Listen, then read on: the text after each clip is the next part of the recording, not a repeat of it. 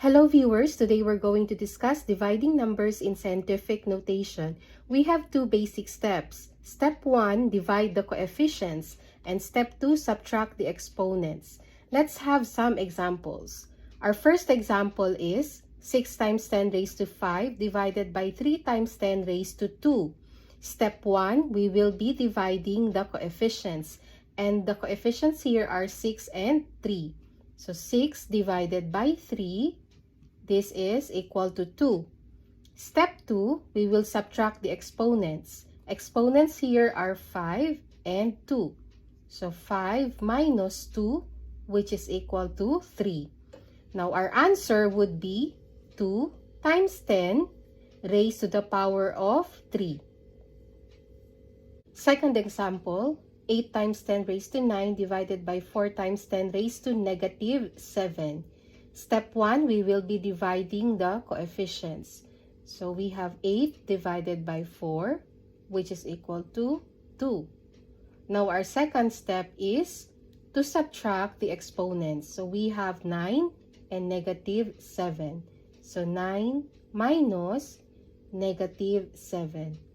This is just like writing 9 plus 7, because negative times negative will give us positive. So 9 plus 7 will give us 16.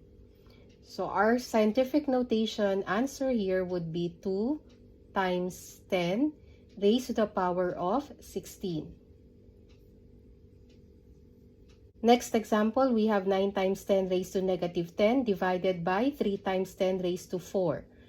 Our first step is to divide the coefficients. So 9 divided by 3, which is equal to 3. Next is we will subtract the exponents. So negative 10 minus 4. Negative 10 minus 4 will give us negative 14.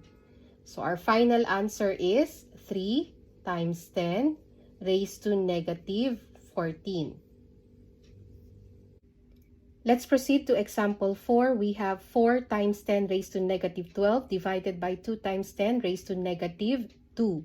The first step is to divide the coefficients. So 4 divided by 2 will give us 2. Now you write the base 10. So 2 times 10 raised to, we have negative 12 minus, remember that we will be subtracting the exponents. So negative 12 minus negative 2.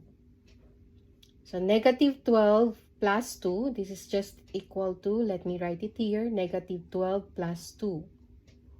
And this is equal to, let me write the scientific notation, 2 times 10 raised to, this would be equal to 10, negative. Negative 12 plus 2 will give us negative 10 exponent. So your answer is 2 times 10 raised to negative 10. For our last example, here we have 3 times 10 raised to 20 divided by 4 times 10 raised to 11. We will divide first the coefficients. So 3 divided by 4, this gives us 0.75. And then second step, we will subtract the exponents. So 20 minus 11 is equal to 9. So we will be writing now the scientific notation 0.75 times 10 raised to the power of 9.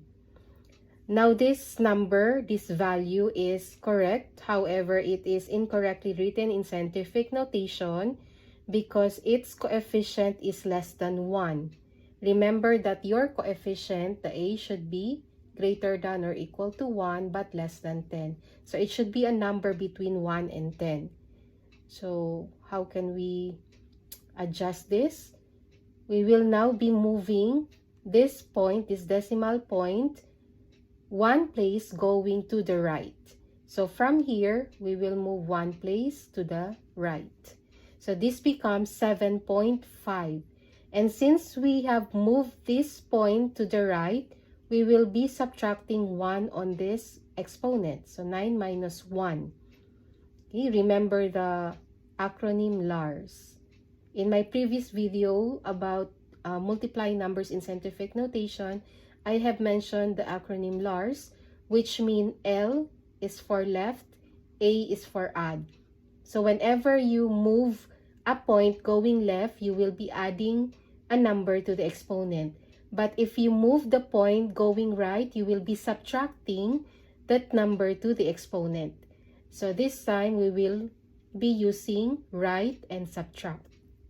We move 1 point going to the right and we will subtract 1 to the exponent 9. So this now becomes 7.5 times 10 raised to the power of 8. This is now your final answer. Now you try to solve the following items. Divide these numbers in scientific notation. Number 1, 8 times 10 raised to 13 divided by 2 times 10 raised to negative 2. Number 2 item, we have 6 times 10 raised to negative 7 divided by 3 times 10 negative 4. Next is 5 times 10 raised to negative 9 divided by 1 times 10 raised to 5. And the last, we have 4 times 10 raised to 17 divided by 5 times 10 raised to 10.